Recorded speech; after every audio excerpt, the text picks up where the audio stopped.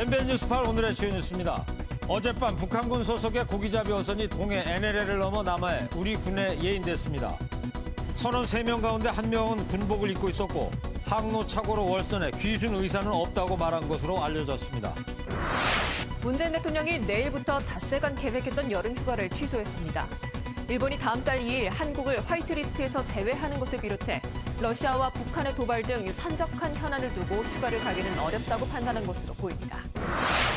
2명이 숨지고 25명이 다친 광주 클럽 붕괴 사고의 사고 순간과 대피하는 손님들의 모습을 담은 CCTV 영상이 공개됐습니다. 경찰은 업주와 공무원을 조사해 클럽 2층이 아무런 안전장치 없이 불법 증축된 사실을 확인했습니다. 전 남편을 살해 유기한 혐의로 구속 기소된 고유정의 체포 당시 영상이 공개됐습니다. 자신이 당했다며 죄가 없다는 반응을 보였는데 치밀하게 계산된 행동이라는 분석입니다. 홍콩의 반정부, 반중국 시위가 이번 주말에도 연 이틀 이어지고 있습니다. 지난주 홍콩 시민들에게 자행된 이른바 백색 테러를 규탄하는 집회에서 시위대와 경찰의 물리적 충돌로 사상자가 속출하자 중국 중앙정부는 인민해방군 투입 가능성까지 시사했습니다. 2차 회식 장소로 선택받던 노래방의 인기가 급격히 시들고 있습니다. 주 52시간 근무제 도입 등의 영향으로 직장인들의 회식 문화가 변화하면서 노래방은 작년에만 1,400여 곳이 문을 닫았습니다. 여러분 안녕하십니까? MBN 뉴스발 시작하겠습니다. 어젯밤 북한 소형 목선 한 척이 또다시 동해 북방 한계선 NLL을 넘어왔습니다. 우리 해군이 목선을 정지시켜서 직접 확인해보니까 북한 선원 3명이 타고 있었습니다. 북한 선원들은 항로 착오로 NLL을 넘었다고 진술했고 3명 중 1명은 북한 군복을 입었습니다. 네, 먼저 권영범 기자가 보도합니다. 동해 북방 한계선 NLL 북쪽 5.5km 해상에 멈춰있던 북한 소형 목선이 최초로 포착된 건 어제 오후 10시 15분쯤. 이 목선은 24분 뒤 2에서 5노트의 속도로 정남향으로 이동해 오후 11시 21분쯤 NLL을 넘어왔습니다. 우리 군은 고속정과 특전 고속단정을 즉각 출동시켰고 인근에 있던 초계함도 차단 작전에 돌입했습니다. 이어 오늘 오전 0시 18분쯤 NLL 남방 6.3km 해상에서 이 목선을 계류시켰는데 목선 안에는 북한 선원 3명이 타고 있었습니다. 우리 군은 우리 영해상에서 이 선원들을 오전 2시 17분쯤, 목선은 오전 5시 30분쯤 강원 양양군의 군항으로 이송 및 예인했습니다. NLL을 넘은 선박을 북쪽으로 즉시 퇴거 조치하지 않고 이렇게 우리 군항까지 예인한 건 이례적입니다. 이에 합동참모본부는 북한군 소속으로 추정되는 선명이 표기돼 있었고 군복 차림의 선원도 있어 추가 조사가 필요했다고 설명했습니다. 또 배가 자체 동력으로 정남쪽으로 내려왔고 목선을 처음 발견했을 때 주변에 다른 어선이 없었던 점도 고려됐다고 덧붙였습니다. MBN 뉴스 권용보입니다. 우리 군의 확인 결과 10m 길이의 북한 목선에는 엔진이 탑재돼 있고 약간의 어구와 오징어가 있었습니다. 북한 선박 선원들은 우리 해군이 귀순할 의사가 있느냐 묻자 이렇게 답했다고 합니다. 일 없습니다. 아니다. 귀순한 거 아니다. 그런 뜻이겠죠. 김지영 기자입니다. 북방 한계선 NLL을 넘어온 북한 선박의 모습입니다. 고기잡이에 쓰는 다양한 도구와 부표, 심지어 냄비와 물통까지 실려 있습니다. 군 당국은 이를 근거로 해당 목선을 북한 군부대의 식량 조달을 위해 오징어나 물고기 등을 잡는 북한군 소속 부업선으로 보고 있습니다. 군 관계자는 목선의 일련 번호로 봤을 때 군 부업선으로 추정된다며 배 안에 다수의 고기잡이 도구와 오징어가 적재돼 있었다고 밝혔습니다. 실제 이들은 우리 군이 왜 내려왔느냐고 묻자 항로를 착각했다면서 귀순 의사가 있느냐는 질문에도 일 없다고 답한 것으로 알려졌습니다. 배 안에는 위치 추적 장치인 GPS는 발견되지 않았습니다. 하지만 소형 목선 가운데 솟은 기둥에 통상 귀순 신호로 활용되는 흰 수건이 걸려 있었던 만큼 군 당국은 관계기관과 함께 귀순 의도와 대공 혐의점 등에 대한 추가 조사를 벌이고 있습니다. MBN 뉴스 김지영입니다. 우리 국민 2명을 태우고 북한에 억류돼 있던 러시아 어선이 어제 저녁 풀려나서 오늘 11일 만에 속초에 도착했습니다. 통일부는 북측의 인도주의적 견제를 긍정적으로 평가한다면서 의견을 전했습니다. 서동경 기자입니다. 러시아 국적의 300톤급 홍게잡이 어선 한 척이 속초항 부두에 정착해 있습니다. 우리 국민을 태우고 북한에 억류돼 있던 러시아 어선 샹하이린 8호가 오늘 오후 1시쯤 무사히 속초에 도착했습니다.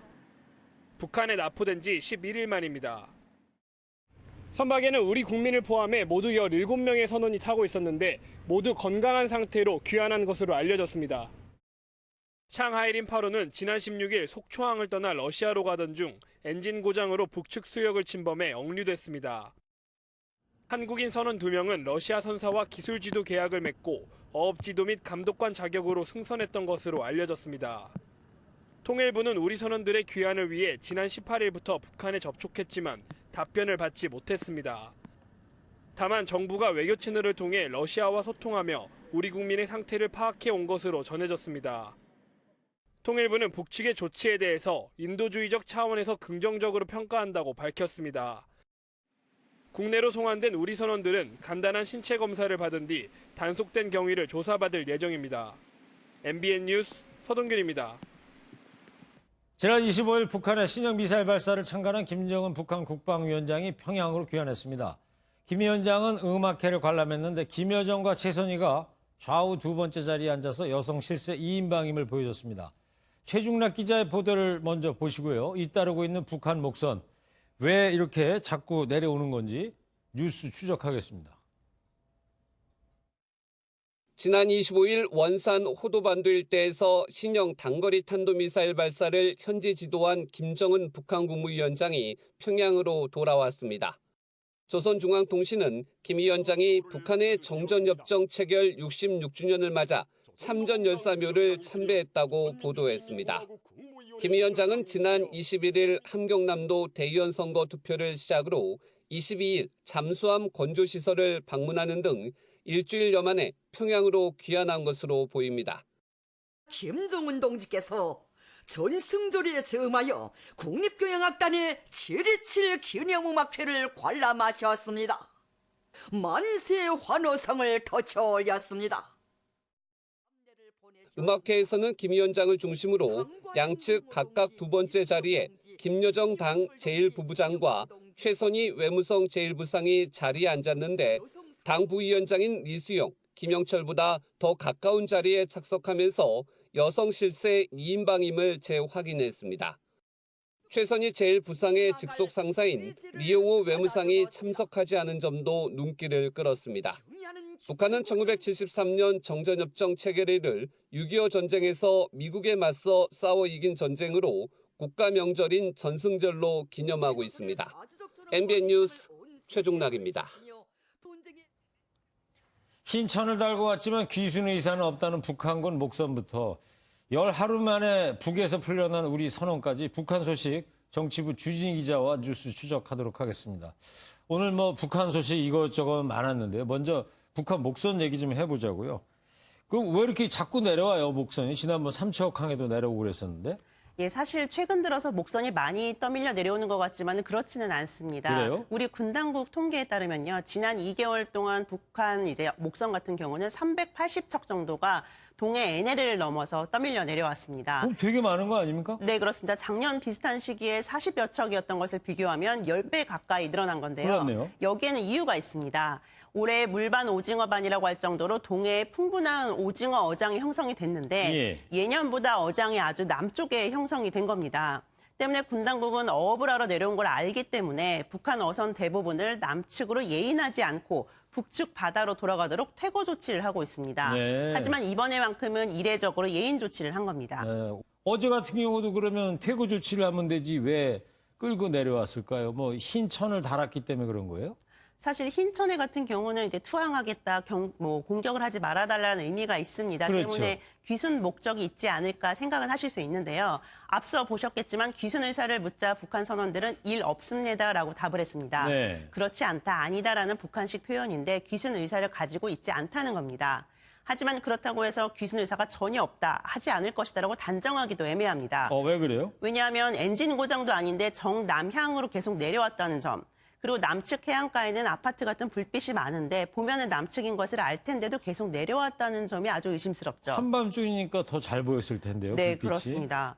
그래서 목적지가 남쪽이 아니었냐, 사실 귀순이 목적이 아니었냐라는 의구심이 나오는 대목입니다. 네. 하지만 또 동시에 늦은 밤을 타서 남아있다는 점에서 대공 혐의점이 있을 수 있어서 구체적인 월선 이유를 조사하고 있습니다. 네, 이 관계 당국에서 다각도로 좀 조사를 해볼 필요가 있겠네요.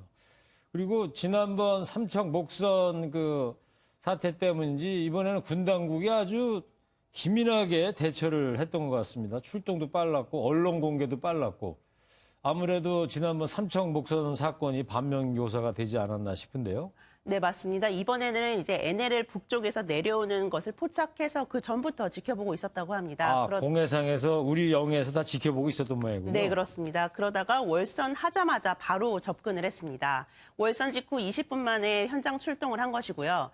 북한 목선의 진로를 차단하고 예. 바로 승선해서 인원을 확인하기까지는 불과 57분 정도가 걸렸다고 합니다. 네, 발빠르게 잘 하긴 했는데 뭐 다른 문제는 노출된 게 없습니까? 하지만 이번에도 미흡한 대처는 눈에 띄었습니다. 어떤 점이죠? 지난번 목선 사건 기억하시죠? 네. 당시 이제 삼척항에 스스로 도착해서 있었던 북한 어민 같은 경우는 처음에는 귀순하지 않겠다고 밝혔었습니다. 예. 하지만 나중에 그중 일부가 말을 바꿨는데요. 알고 보니 원래 귀순하려 왔지만 이제 북에 있는 가족들이 걱정이 돼서 솔직하지 못했다고 밝혔다고 합니다. 네. 이번에도 그럴 가능성이 있는 겁니다. 예. 그런데도 불구하고 군 당국은 귀순 의사가 없다고 한다고 공공연하게 밝혔으니 북한 어민들 같은 경우는 이제 진퇴양난에 빠지게 된 겁니다. 만약에라도 정말 귀순하려고 왔다면 이 말을 뒤집게 될 경우 북에 있는 가족들이 이제 위험하게 될 거고요. 그러겠죠. 그렇다고 해서 뒤집지 않고 다시 북으로 돌아가기도 매우 부담스러운 상황일 겁니다. 사실 그렇기 때문에 북한 주민의 자유의사가 최대한 존중받을 수 있도록 귀순 의사는 공표 안 하는 게 맞습니다. 네, 그렇군요. 그래서 하여튼 뭐 북한 쪽에 이제 불만이 많다 보니까 최근 러시아의 그 선박에 타고 있던 우리 선원 좀 돌려보내라고 해도 묵묵부답이었고 쌀도 안 받겠다 이런 반응을 냈던 것 같습니다. 하지만 그래도 뭐 적극적인 거부는 하지 않고 있다는 것에 희망을 좀 가져는 봐야 될 것 같습니다. 자, 정치부 주진 기자였습니다. 네, 다음 소식입니다. 일본이 오는 2일 우리나라를 화이트리스트에서의 제외를 예고한 가운데 문재인 대통령이 이번 주에 계획됐던 여름 휴가를 취소했습니다. 일본에 대한 수입 의존도가 90% 이상인 품목이 48개에 달하는 것으로 나타나서 정부는 대책 마련에 고심하고 있습니다. 이병주 기자입니다. 문재인 대통령이 이번 주로 예정된 여름 휴가를 전격 취소했습니다. 문 대통령이 여름 휴가를 가지 않는 것은 올해가 처음으로 청와대 측은 직원들의 하계 휴가에 영향이 없도록 정례 수석 보좌관 회의는 열리지 않는다고 전했습니다. 문 대통령의 휴가 취소에는 일본 정부가 이번 주 금요일 우리의 국무회의격인 가기를 통해 한국을 화이트리스트에서 배제할 것이란 우려가 작용한 것으로 풀이됩니다. 현대경제연구원 조사에 따르면 우리나라가 90% 이상 일본의 수입을 의존하고 있는 품목이 48개에 달하는 것으로 나타났습니다. 특히 주요 산업의 소재 부품과 연관된 분야가 많았는데 불화수소처럼 이미 규제가 강화된 화학공업 생산품의 일본 의존도는 98.4%, 방직용 섬유는 99.6%에 달했습니다. 이와 관련해 정부는 다음 달 중순까지 지역별 업종별로 순회 설명회를 열고 추가 수출 규제에 대비한다는 계획입니다. 일본이 현재 조치한 거, 앞으로 조치할 가능성이 있는 거, 그런 거에 대해서 이제 이 수출입하는 그 기업들, 이 실무적으로 어떻게 대응해야 되는지 그런 걸 안내를 해주는 차원입니다. 다음 달 1일 태국에서 열리는 아세안 지역 안보 포럼에서는 한미일 외무장관이 참석하는 만큼 이번 주가 한일 갈등의 분수령이 될 전망입니다. MBN 뉴스 이병주입니다.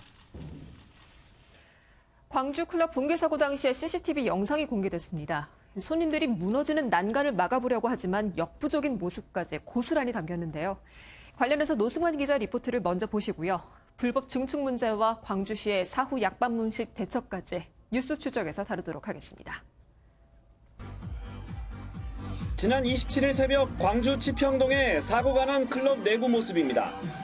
현란한 조명 속에 손님들이 가득하고 순간 2층 난간이 그대로 주저앉습니다. 날벼락을 맞은 난간 바로 아래 손님들이 놀란 마음에 무너지는 난간을 손으로 막아보지만 역부족입니다. CCTV 화면에는 보이지 않지만 숨진 2명은 이들과 함께 난간 아래에 있다가 변을 당한 것으로 추정됩니다. 공개된 화면은 2층 난간의 끝부분으로 그 위에는 손님 상당수가 있었을 것으로 보입니다. 경찰은 사고 원인으로 지목된 2층 난간의 불법 증축 사실을 확인하고 관련 공무원과 이 클럽 공동대표 3명을 잇따라 조사했습니다. 불법 증축 내지는 개축이 일부 확인된 것은 사실입니다. 정확한 사실과 관련해서 지금 충분하게 지금. 경찰은 클럽 관계자들을 상대로 과실 여부를 계속 조사하고 있습니다. MBN 뉴스 노승환입니다.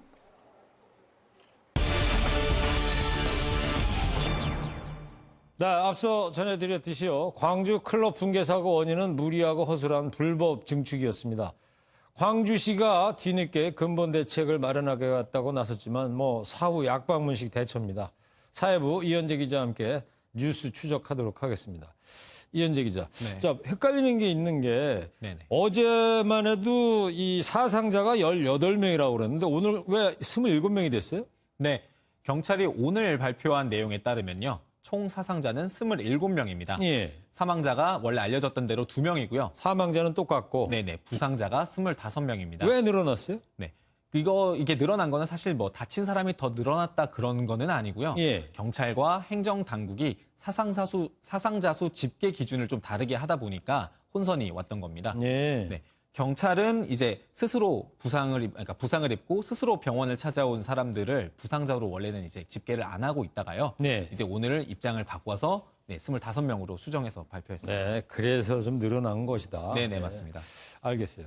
근데 사상자가 이제 더 늘어나지 않았다는 것만은 이제 다행인데, 근데 사상자들 중에 이번에 우리나라에 손님으로 온 세계 수영 선수권대 외국 선수들이 있었잖아요. 네, 맞습니다. 이 선수들 상태 지금 어떻습니까? 네, 사고를 당한 선수들은 미국 선수 3명, 뉴질랜드 선수 2명 등 총 9명입니다. 네. 네, 이들은 금메달을 딴 미국 여자 수구팀을 축하하려 모였다가 사고를 당했는데요. 미국 수구 선수 1명이 다리를 꿰매는 수술을 받았고요. 나머지는 모두 가벼운 부상만 입었습니다. 예. 대부분 선수촌으로 복귀를 했고 대회가 끝난 뒤에 출국할 예정으로 알려졌습니다. 네, 이만한 게 천만다행입니다만 이미 외신으로 다 보도가 돼가지고 망신은 당하게 생겼는데, 자, 그건 그렇고 이제 사고 얘기를 좀 해보자고요. 네. 그 문제의 그 불법 증축이 이게 얼마나 허술했던 건지, 그게 구조물이 어떻게 무너졌을까요? 네, 해당 클럽은 2016년 9월에 문을 열 때 1층과 복층 등 500여 제곱미터로 영업을 시작했습니다. 보니까 그 2층에 있는 건데 네네. 높이 층고가 되게 높더라고요. 네, 그러다 보니까 맞습니다. 중간에 복층을 만들 수 있었던 거고. 복층을 이제 만들었는데요. 그러다가 이제 다음에 신고됐던 것보다 77제곱미터 넓이를 몰래 넓혔습니다. 네. 네, 기존 복층 구조물 옆 천장에 파이프 4개를 설치한 뒤에 바닥 구조물을 덧붙인 건데요. 이제 아래에다가 받치는 기둥도 설치해 두지 않았다가 보니까 좀 굉장히 부실합니다. 네. 그러면서 이 구조물 위에 올라가는 인원수 제한도 두지 않았습니다. 그러다 보니까 가뜩이나 허술한 구조물에 인원도 많이 올라오다 보니 무게를 견디지 못하고 무너져 버렸던 거죠. 네. 하여튼 불법 증축에다가 관리조차도 허술했던 거고. 네. 자, 그리고 이 사고 처리 내용을 좀 들어보자고요. 광주시가 지금 어떻게 이 일을 처리하고 있습니까? 네, 이용섭 광주시장이 오늘 오전에 긴급 확대 간부 회의를 열었는데요. 네. 사고가 난 클럽에 대한 엄정한 처벌과 불법 건축물 근절 대책 마련을 강조했습니다. 광주시 5개 자치구의 모든 건물에 대한 안전 점검도 지시했는데요. 단속 과정에서 나오는 반발과 저항은 시장 본인이 모두 책임지겠다고도 말했습니다. 이용섭 시장이 다 책임을 지겠다고요? 네, 본인이 책임지겠다고 말했습니다. 어떻게 저항하는 것까지 책임을 지겠다? 네. 근데 이 광주시의 대처가 이제 결국 이렇게 하다 보니까 차라리 이번 광주 세계선수권 대회 전에라도 좀 사전 점검을 했으면 이런 일은 안 일어났을 것 같기도 한데 소 잃고 외양간 고치기 시간이겠습니까? 이게 왜 이렇게 된 거예요? 네, 그렇게 이렇게 지적이 나오는 이유는 붕괴 사고가 난 클럽에서 비슷한 사고가 난 적이 있기 때문입니다.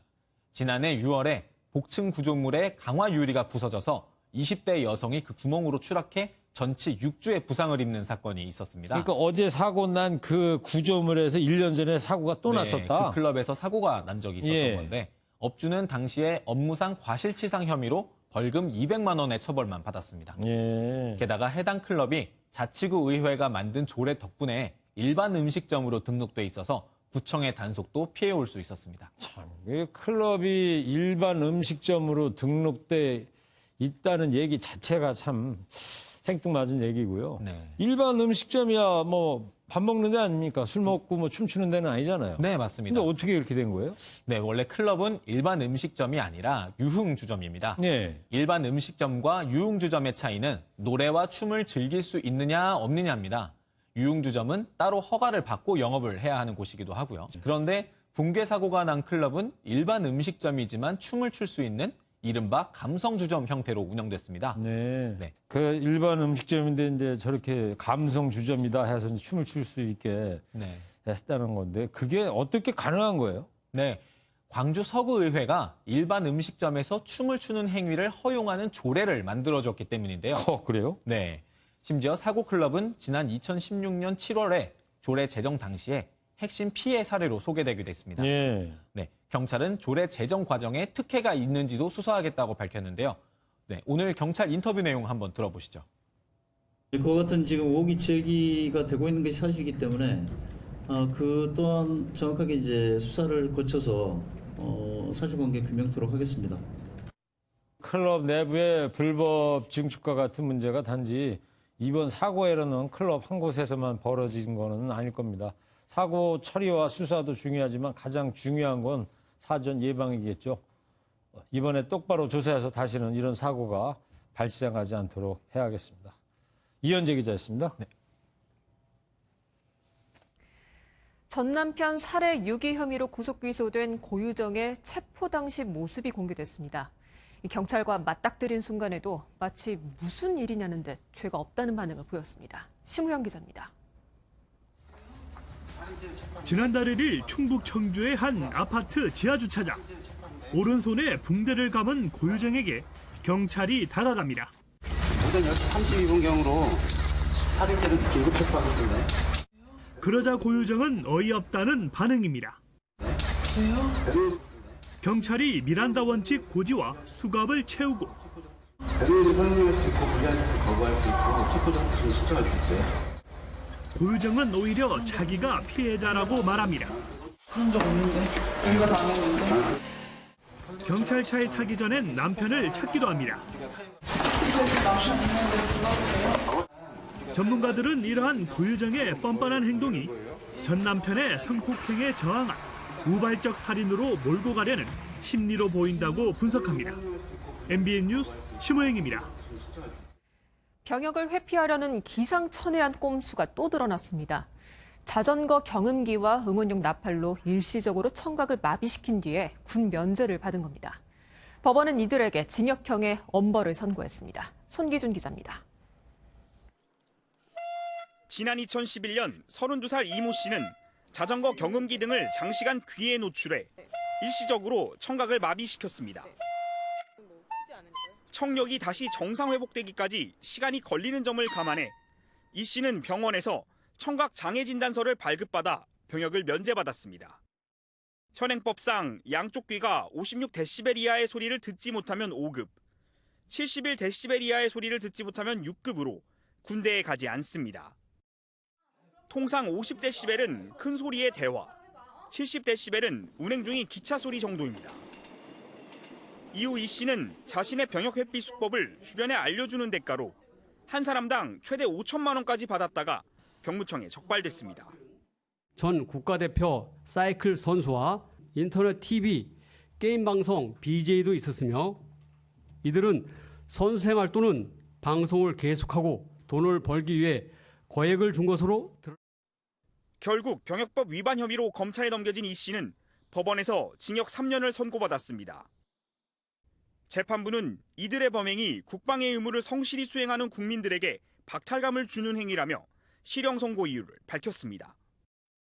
이 씨 도움으로 병역을 면제받은 4명은 징역 1년 6개월에 집행유예 3년이 선고됐습니다.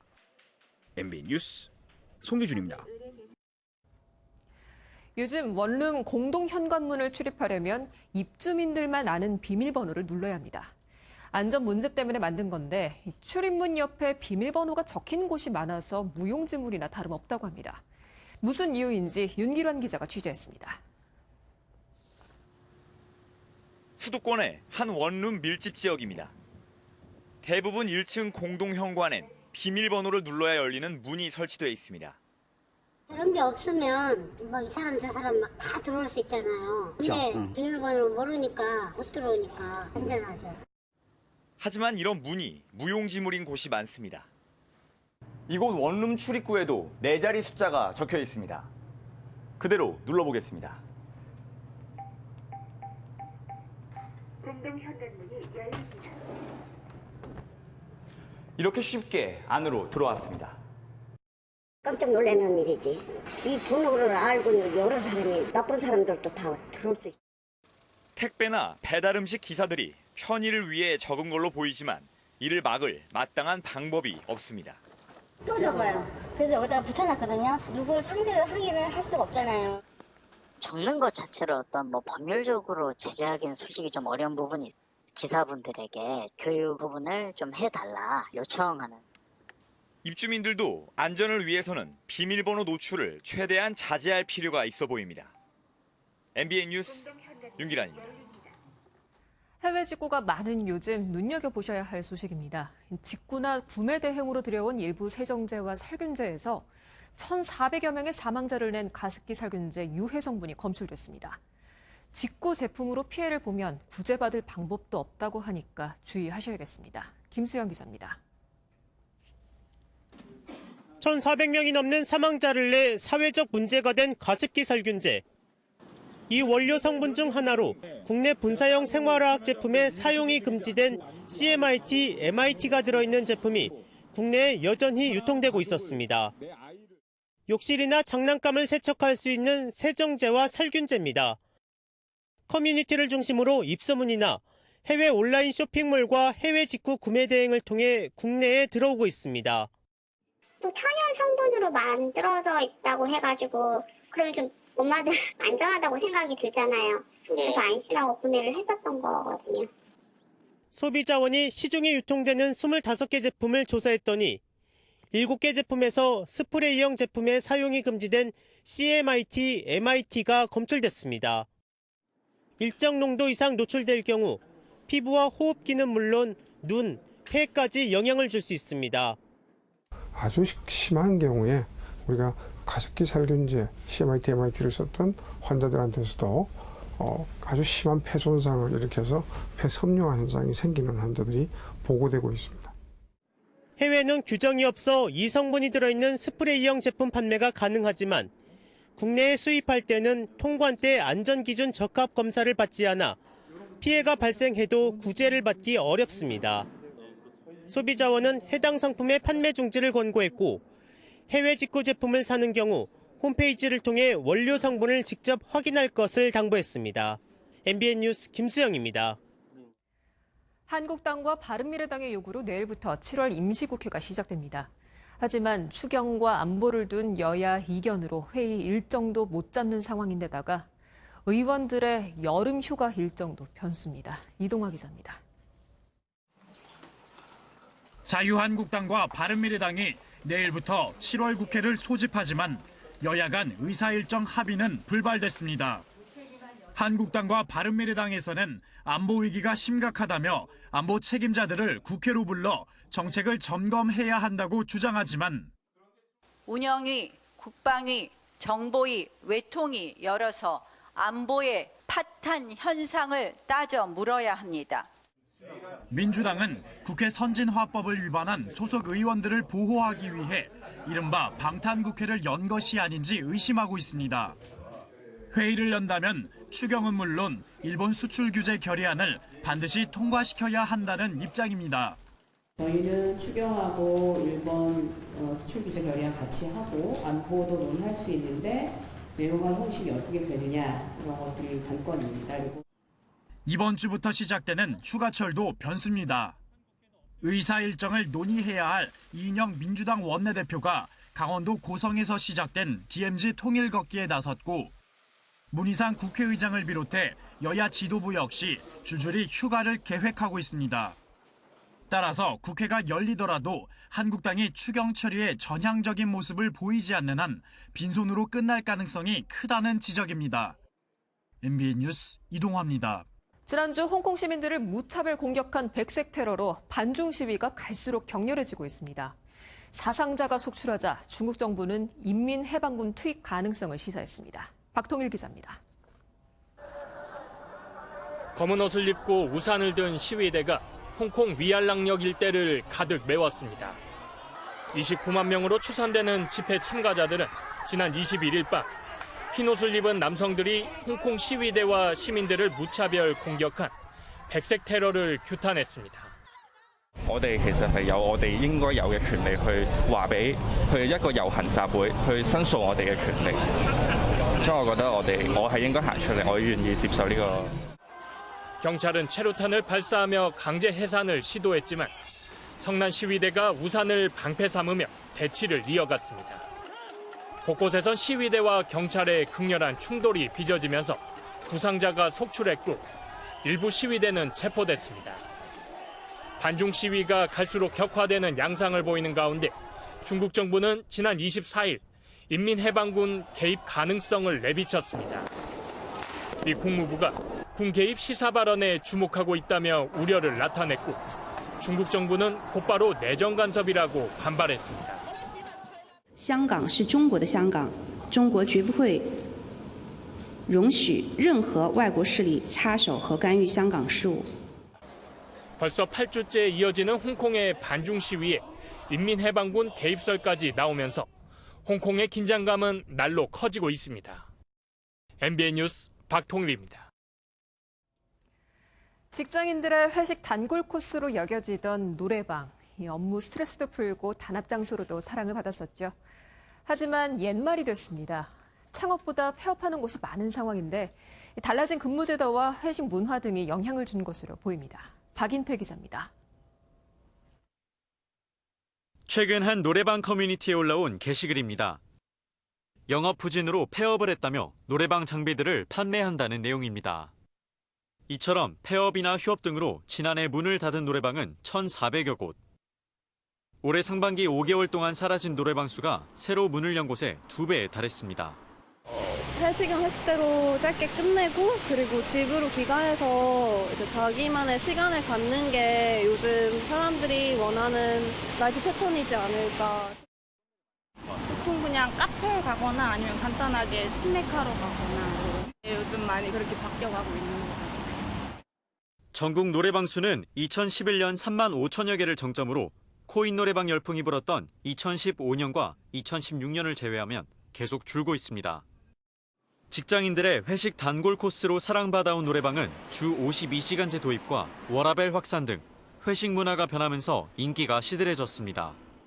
주 52시간제라든지 워라밸 문화의 확산 때문에 커피 한잔하면서 이야기를 나누면서 회식을 끝낸다거나 아니면 회식 자체가 없어진다거나 뭐 그런 식으로 2차 회식 문화가 사라지고 직장인들의 발길이 뜸해지면서 노래방도 점차 내리막길로 접어들고 있습니다. MBN 뉴스 박인태입니다. 요즘 식품계에선 자연주의가 인기를 얻고 있습니다. 건강을 생각해서 설탕과 화학 첨가물을 최소화한 자연스러운 맛을 추구하는 건데요. 건강한 먹거리 트렌드를 민지숙 기자가 취재했습니다. 매일 아이스크림 한 통을 다 먹는 다이어트 영상입니다. 설탕 대신 천연 감미료를 넣어 일반 아이스크림의 4분의 1 수준으로 칼로리가 낮기 때문입니다. 살이 덜 찌고 할 것 같아서 맛도 일반 아이스크림이랑 비슷하고 하면 자주 먹을 것 같아요. 국내 아이스크림 판매는 지난 3년 동안 17% 줄었지만 천연 당 성분을 넣은 저칼로리 아이스크림 매출은 크게 늘었습니다. 와인업계에도 인공 첨가물을 최소화한 자연주의 열풍이 불고 있습니다. 이상황이라던가 어떠한 화학의 개입 없이 와인을 만들었을 때 내추럴 와인이라고 합니다. 아무래도 약간 인공 첨가물이 들어가면 그 특유의 개성 같은 게 없어진다고 저는 생각이 들어요. 뭔가 강한 맛은 아니지만 더 뭔가 매력 끄는 그런 감칠맛 같은 게 있어가지고. 설탕과 보존제와 같은 첨가물을 최소화한 식품들이 건강을 생각하는 소비자들의 입맛을 사로잡고 있습니다. MBN 뉴스 민지숙입니다.